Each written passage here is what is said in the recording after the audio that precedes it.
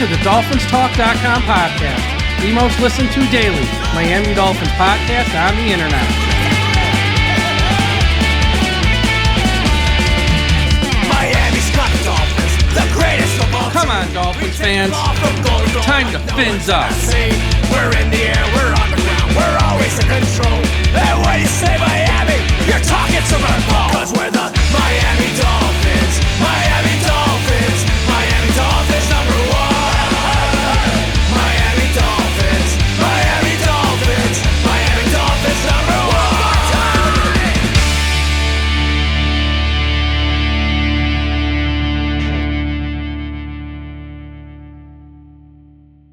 Hello, Miami Dolphins fans. How are you today? And thank you for listening to the Dolphins Talk Matchup Show here at DolphinsTalk.com. I am your host, Michael Leva, with my voice getting a little bit better, but still not great. Joined as always by Robert Burns from right here at Dolphins Talk. Robert, how you doing today? I'm okay. You know, you're recovering. Everybody here is recovering as well. There's some sort of bug. Maybe it's a Dolphins fans thing, because I don't know any Giants fans who are getting as sick as we are, not only by watching football, but just in general. But I feel better. Listeners will probably hear more of me today, but that's okay, because you didn't hear either one of us last week, so we got a quota to beat. Yeah, we had to miss a week there just because things have been a little rough here for me here the past few weeks. But yeah, before we get to this week's matchup with Miami versus the Rams, a quick word from our sponsor. Caneswear is the place to go for officially licensed apparel for the Miami Dolphins, the Heat, Hurricanes, Florida Panthers, and all of the professional college teams in South Florida. Looking for the latest jersey, a gift, or the newest hat to hit the market for your favorite South Florida team? Check out Caneswear for their overwhelming selection of sports apparel. Located at 2655 South University Drive in Davie, Florida, Caneswear has it all. Not in South Florida? Don't worry. Visit Caneswear.com to shop their inventory from the comfort of your home. And yes, they ship internationally as well. Caneswear.com is the spot that Miami fans shop. That's Caneswear.com. All right, Robert, before we get to this week's game, Dolphins lose another heartbreaker last week to the stinking Bills, a team we all hate, nobody likes to root for. But, they played better, just not good enough to win. Yeah, I think thoughts? they played probably their most complete game of the year. That was probably as best that we could see them. Better than the Jacksonville game, because they didn't play well for 3/4 of it. And everything after that, we don't want to remember. So I'm proud of them for sticking to the run again. Close to 150 yards again. But again, it's the damn turnovers, Mike. It's the fumbles from the guy we didn't expect to be the one fumbling the ball. Mostert's usually pretty reliable, but this is the second time, and I sent this out on Twitter. It's the second time that Raheem Mostert has essentially fumbled away a win for the Miami Dolphins. They could have 4 wins by now. And I get it. Stuff happens. They punch the ball out. They're better than ever now. And I don't blame the guy. But again, it is still the ball in your hands. It's your responsibility to two-hand it, 2-arm, sandwich that thing, make sure they're not able to punch it out. But as a result, that's the one piece that Miami missed. For everything else, they blow to blow. They went, Tyson haymakers, and they did the best that they could. But when you lose that turnover battle like that, Buffalo's going to jump on you, and they did. Yeah, and, even if this season, look, it's not going to end great. We know that. It would have been nice to get a win at the Bills to finally beat them in their house. It would have hurt them, obviously, as they're that would have fighting cured for a seeding. lot. It would have at least had one lot. weekend to be like, you know what? Yeah. I know the season stinks, but we got these guys. Finally, we got a win against them in their building, and we hurt them for maybe getting a 1 seed or a 2 seed. It's not even that, Mike. I think it's the fact that we would have exercised the demon of beating the Bills, going to Buffalo, beating the Bills, beating a potential playoff team, and beating one of the potential top seeds in the AFC. And so if you're able to have that in 1 week, again, as crummy as this season feels to this point, like, yeah, you can feel better that they're playing better, but to be able to have had that win, that would have cured a lot when fans have to go on and read power rankings, and fans have to go on and read opinions, and fans have to go on and read national experts who don't cover the minute details that we do, or that South Florida writers do, that they cover the overall story of the Miami Dolphins. they wouldn't be able to really say that so much. They can't have that. But now they still have that as ammunition until Miami does. And honestly, I don't think the Rams are going to be able to fix that if the Dolphins win this week anyway.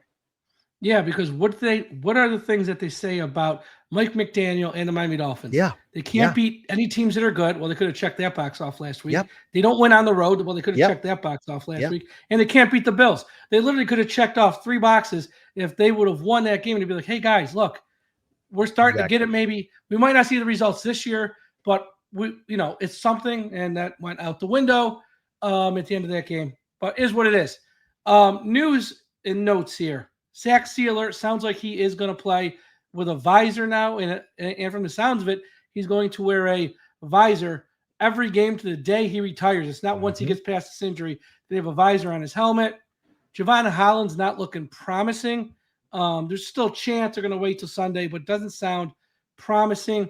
Austin Jackson doesn't sound promising. He has a knee injury now. Again, they'll wait till Sunday, but he didn't practice on Friday, which I know the game's on Monday, but still, that sounds promising. Does not sound promising, I should say. Cam Smith. I mean, look. Yeah. Here's the reports. He hurt his knee in practice. Then after practice, everyone saw him walking around, and it seems to be fine. Seems to be fine, though, is not he's fine. Seems he's fine. Just because he's walking doesn't mean he's healthy. This guy makes Yatil Green look like Cal Ripken Jr. If you're old enough to remember Yatil Green. I mean, it's always something. We'll see. Hopefully it's nothing and he can play. But if it isn't, it's just. And he's a guy who needs playing time. That's the thing. He needs playing time. And if every little knee injury or bump or whatever it is, you can't play at all. I mean, Mike, I come from the school of are you hurt or you're injured? Those are the two differences. And so for him, he seems to always be injured more so than hurt. Kind of same thing with Javon Holland. I like Javon Holland. I think he could be a hell of a player. But I almost feel like, Mike, maybe his knee is similar to Devontae Adams's hamstring, to where if he gets to a new team, maybe it's better all of a sudden. And maybe he plays more because he hasn't gotten the contract deal that he wanted in Miami. And that's something that we may look out for as we go through, because if I look at the interviews with him as well, I get it, you're hurt, but you always seem to constantly be hurt. And there's no emotion on your face when you're doing interviews. Go on Twitter, guys. Look at the video clips of these guys. Some of them have, more expression to their face. Zach Sealer, guy couldn't see. He's a pirate now. And he's got more emotion on his face than Javon Holland does, who is walking around like he's 92 years old. That's just my thought on it. Something to look out for. I hope I'm wrong. I hope he's able to play. They say he says he's a game time decision again, but we've heard that now for 2 years. Almost every week's a game time decision other than week 1 with Javon Holland. Yeah. I know the injury last year with the knees for the Jets game, that was very serious. It was each knee. That one, get. This one seems like if maybe he had a new contract, he played with the club on his hand, he's probably like, I don't have a new contract. What's the point? And if that's the case, I actually don't blame him. It's just you have to think about if you want to pay him big money long term, because it's a lot of missed games now over 2 years. The other one, not really news, but I guess it's news because now it's been confirmed. Anthony Walker is our new starting linebacker. Yeah, how about that? Long, because Long just can't tackle anybody. So David Long is no longer a starter, and Anthony Walker will start for the second week in a row. And didn't see that coming going into last week. And it's something that you and I talked about earlier in the season where, David Long out there hoping that, last season he was really, really good for Miami, especially against the run. And that was what we were expecting him to have coming into this season. It just wasn't there. It just wasn't there. And we saw the lack of it throughout the first 4 or 5 weeks. And finally, I think the coaches saw enough of it too and said, we have to go to somewhere. We have to go somewhere else to try and get some impact plays here because we can't keep getting gashed. And Miami did better last week. I hate to say it. They did better last week against the run.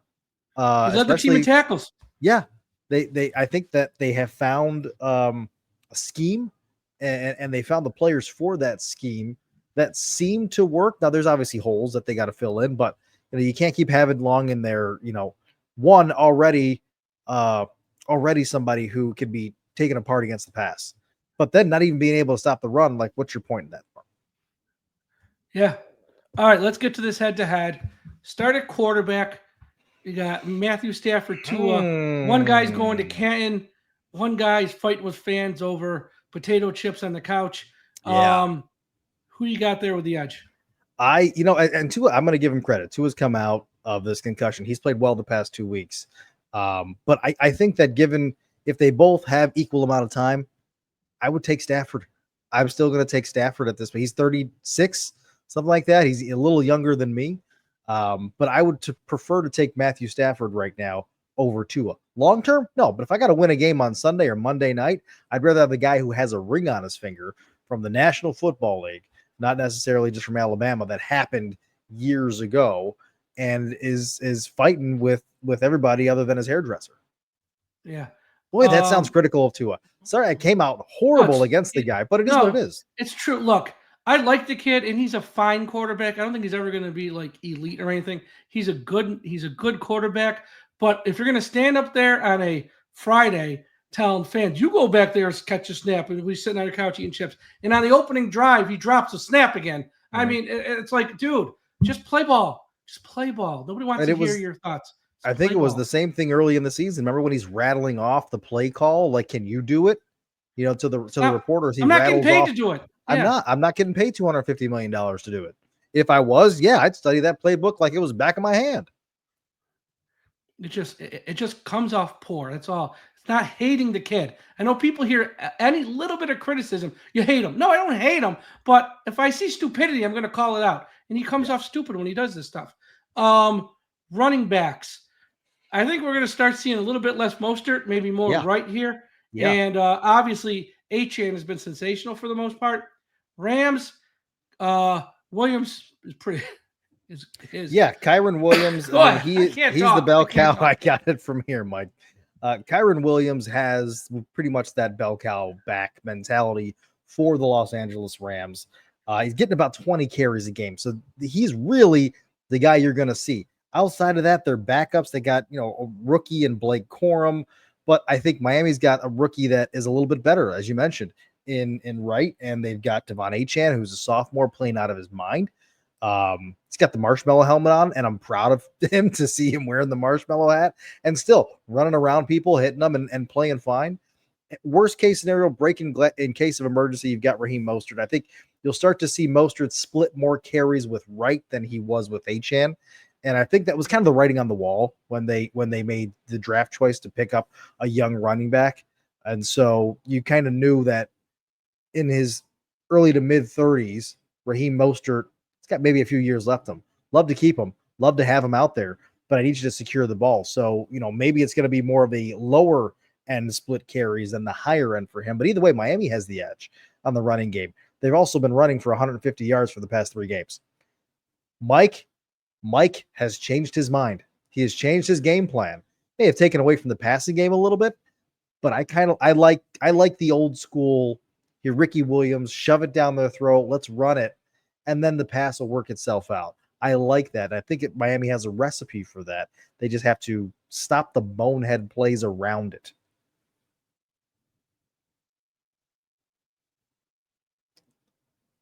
Well, Mike's still on mute. Sorry, I'm coughing up a storm here. Wide receiver tight ends, Kupp and Puka Nacua are finally healthy and going to play together for like the second time all year. Yep. And you got Hill Waddle. Yeah, well, I mean, you finally saw some production out of Tyreek Hill and out of Jaylen Waddle last week. Tyreek getting over 70 yards and Jaylen Waddle scoring the touchdown, but refusing to do the dance, which I have beef with because I've waited all darn season to see the Waddle dance and to play that stupid duck song for my daughter. But he didn't partake in it. But you have 2 guys there, but you also have a guy with a Super Bowl MVP in Cooper Kupp. You got Puka Nacua, who is he's playing fine coming back from being injured.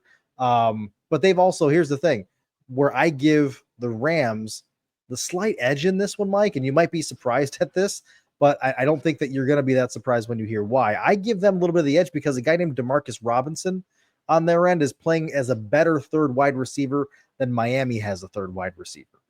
I get it. Miami's third wide receiver right now is really their tight end in Jonnu Smith, and he's been playing well. But if I'm looking at wide receivers and productivity, Robinson scored a couple of touchdowns each of the past couple of weeks, and I just see more value out of that than your 8-9 yards coming out of Jonnu Smith. But that's me. Yeah, and here's for your daughter. Waddle, waddle. Yeah. Didn't even take yeah, long. okay. I already did the waddle. All right, so Rams there. Offensive line, possibly no Austin Jackson for Miami. Mm-hmm.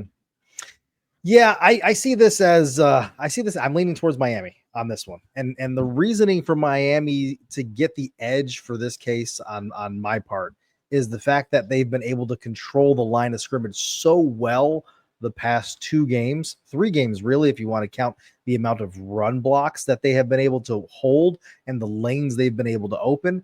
Austin Jackson being out means Kendall Lamb slides in, but you and I have talked about this ad nauseum. Like, we're totally comfortable having Kendall Lamb fill in just about anywhere that he has to outside of center on the offensive line. And so I don't feel like that's a huge drop going from Austin Jackson, who missed on a complete, bad miss last game that would have led to a sack anyway. And so I feel Miami has the edge on there. Now, don't get me wrong. The Rams, they got some good starters. They've got Logan Bruce. They've got some of their offensive line is injured with questionable statuses right now. Kevin Dotson, right guard, Haverstein on the right tackle. Those are some of their stronger offensive linemen, but they're questionable at this point. And we don't know really what the status is. I even think that Haverstein's going to be out, is the latest update I see here. So Miami's got the edge because they're healthy, and they've been playing well, and they've been holding the pass block as well, giving Tua time the past couple of weeks.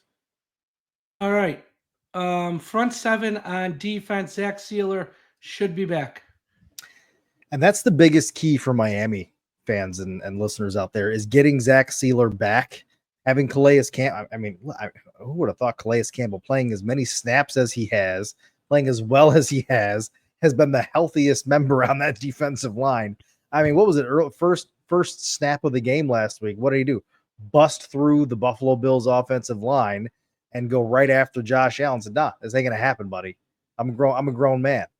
And so I think that with Zach Sealer back in there, you're able to kind of fortify that defensive line. You mentioned that Miami's run game played a lot, or run defense played a lot better last week. They were able to stop Buffalo Bills from really doing what they did earlier in the season, which was whatever the hell they wanted to do out of the backfield. The first game, Josh Allen only had to throw the ball 19 times. Not the same case for this past weekend. So I think that they have a good recipe in the defensive line and the linebackers up front 7 there for them. Now, the Rams, on the other hand, they don't have Aaron Donald anymore. They knew this was coming. They drafted a couple of guys to put in there. So they got some young talent on the defensive line, but it's not to the level of what I'm seeing out of Calais Campbell, who, Mike, if you were arguably going to say to me, who's your midseason MVP for the Miami Dolphins? It's got to be Calais Campbell. Yeah, I would agree. 100% there. So who's got the edge here? Miami? Miami has the edge. Okay. Yeah, Miami has the edge on the Rams on the defensive side with the front 7. Now, secondary, I can transition right into that one because Miami's going to have the edge on that one as well. The Rams just traded away Tre'Davious White, another former Buffalo Bill, a guy that we're familiar with. Glad we don't have to play him again. But the Rams trade him away, so their secondary takes a hit. Miami's secondary, one of the best in the league. I think it was nice to see Ramsey get his first interception last week.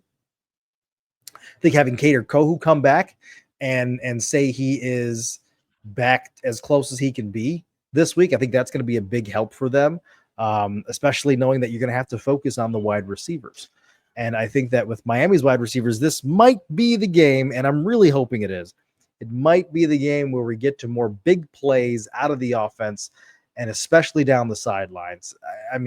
It's nice to see Tyreek and Jaylen Waddle get a couple of catches, 15 here, 10 there, but I like a 50-yard bomb. I want to get back to seeing that. Everybody else is doing it, and I want to see Miami be able to utilize having the run, and I think that they'll be able to have some of those lanes open for these wide receivers coming up. So Miami's secondary, definitely has the edge over the Rams secondary. Even in the rankings, if you look at the team rankings too, Miami's top 5, top 10. All right, special teams, Rams. Moving on. Easy You pick. gotta go to coaching, and I think this one's also easy. Yeah, this one's easy. I go with the guy with the championship ring, and that's going to be Sean McVay. And so I think that I like Mike McDaniel, changing things up, learning from his mistakes a little bit, keeping the run going, keeping those schemes going. But he's got to get the team more disciplined, and some of those penalties got to get fixed, and the fundamentals that they keep messing up on, the snaps. Those are the things I'm coming to the head coach on that stuff. And those are things they got to clean up. And that's the difference between wins and losses at this point. Because if they can put up 23, 27 points a game, defense should be able to help you win the ball game. Yeah. Prediction, I got Rams 35-20. I said that Wednesday night. What's your prediction for the game? I'm actually going Dolphins 27-23 on this one. I don't know why. I don't have a reason why I'm picking the Dolphins. Not because of the odds, not because of anything other than I feel like they're due. The Rams are coming in and they're on a 4-game win streak at this point. Their defense has scored in each 4 of those games. It's not sustainable. The defense has scored in the last 4 games. They've won the last 3. I don't think that's sustainable for them. And the last 3, they've won by 2 of them by 1 score. So I don't know if it's sustainable for them. I don't know what to make of the Rams either. They beat a team like the 49ers. They beat the Raiders. They lose to the Cardinals. They lose to the Bears. I don't know what to make of them. I think they are a 500 team, and this should be a team, if Miami gets everything back right the way it should be, this should be a team that they can win.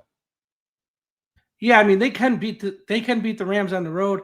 It's indoors too. That's the beautiful part. There's that. It sucks that the Rams wide receivers have been hurt all year, and now they're back together healthy for this game. But just bad luck. But yeah, this is a winnable game. I don't see it yet. Bold versus bull. You were doing good. Until the last time we did this. You were 2-4 until the damn Bills. Yeah, now you're 16-26. Now you're 16-26. Let's see if we can get a rebound here this week. See if you at least get back to 5. You're like the Dolphins. Let's get to 500. Then we'll talk. I'll sneak in at 9-8. Yeah. Number 1, Miami keeps Matthew Stafford to under 300 passing yards. Bold. I like that. I mean, it'll be 278, but I think that Miami keeps them under 300 passing yards. I think the fact that they've got Ramsey, the fact that they have a healthy Kader Kohu back out there, and I'm trying to see quickly. I have it open here. I'm trying to see what his stats are for the past couple of games here. Again, 298, 279, 154. Give me that all day long, baby. Just mark that as an immediate win. Okay, Hill and Waddle combined for 10 receptions. So it could be 8-2, 7-3, 6 or more, obviously more than 10. But whatever the receptions are, add them up. Is it more than 10? 10 receptions. Well, Tyreek had 4 last week, and I think Waddle had a little bit more than that. 2, I think, right? 3 maybe. He was 2 for 2. Well, 1 was the last play of the game, which was a joke. Yeah. Oddly enough, here's Jaylen Waddle's here's his box score. 2 receptions on 2 targets for -4 yards and 1 touchdown. I say bull. I think Tua spreads it out. Now they may get 9, they may go 8. I wouldn't be mad if they got 10. I think it's healthier for the team if they do, but I just don't see it happening. I think Tua is trying to spread the ball around a little bit more. Achane has more than 90 all-purpose yards, rushing, receiving, whatever. I go bold. I mean, he's a monster at getting at least 60 rushing yards and 30 catching out of the backfield. That almost seems like cash money to me. So I say bold. I think Achane can definitely get 90 yards all-purpose. The combination of Cooper Kupp and Puka Nacua have at least 2 touchdowns or more. So one can have 2, one can have 0, 1 and 1, 0, 2 the other way.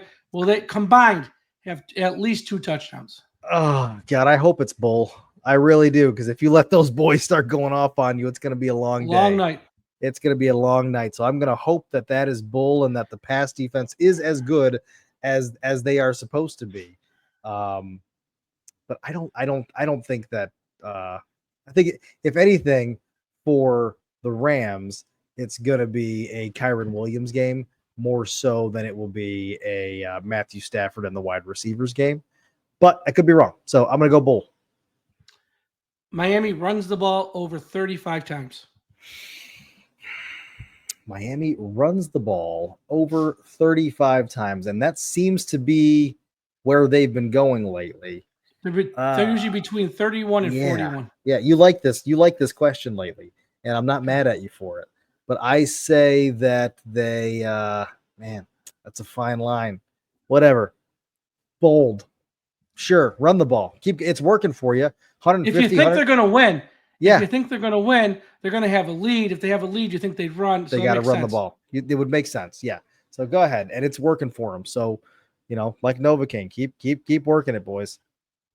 That's the wrong saying. Don't listen to that saying. No, you know what I meant with that. If you watch Remember the Titans, you get it. But last one. Tua has more than one turnover. Man, more than one. You know what? No, bull. I think he's good for one. He's probably good for one, whether it's a bad snap that we have seen or whether it's a bad pick. He's due for one. He's played almost too perfect the past two games.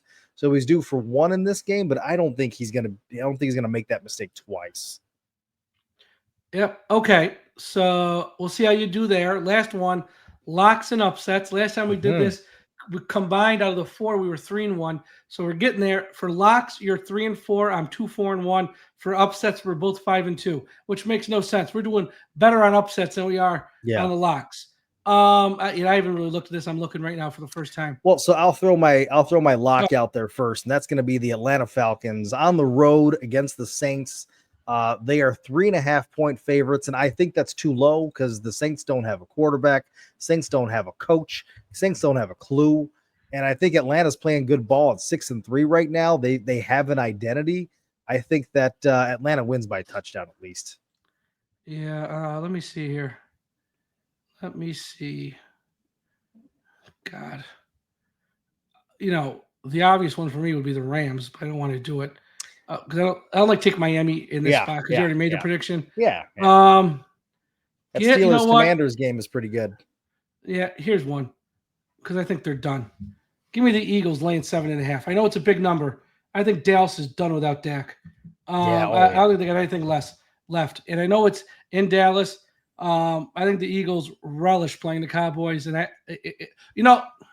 I'm changing it. No, I'm changing it. Changing it. I saw one better.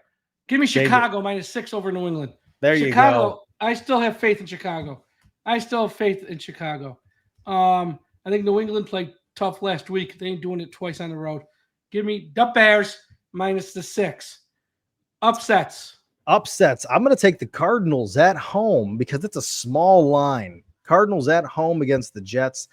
And the Jets are 1.5-point favorites that I'm looking at right now. I think the Cardinals can beat them outright.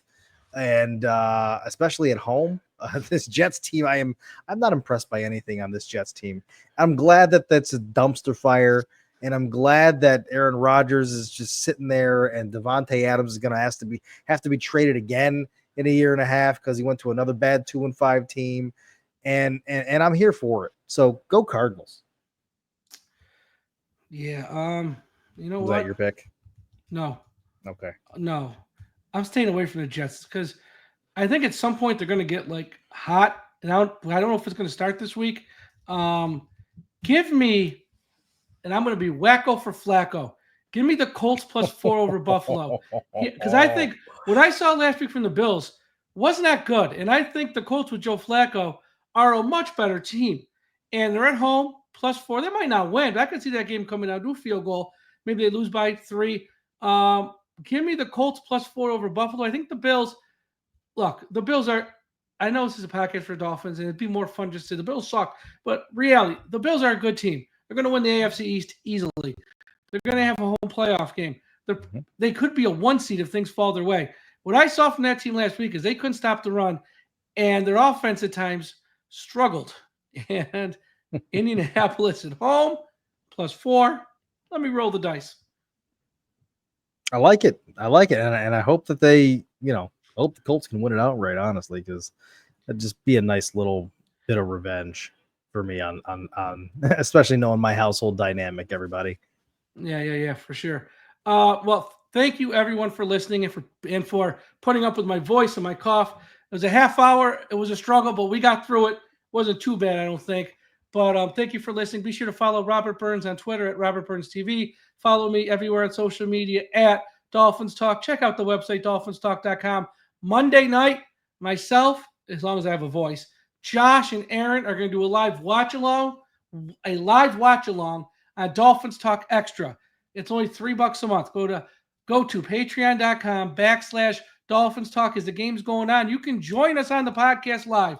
We first guess, we don't second guess. We know the season's kind of stinks. We have fun, we laugh, we joke around. It's a fun time. We did it first the Titans on the Monday night game. We had a bunch of people who are our Patreon subscribers join us. It was fun. So go to patreon.com/Dolphins Talk. Join us there. Then, of course, right after the game, myself and Tom with a post-game wrap-up show live. Everyone, thank you for listening, and we'll talk to you again after a while.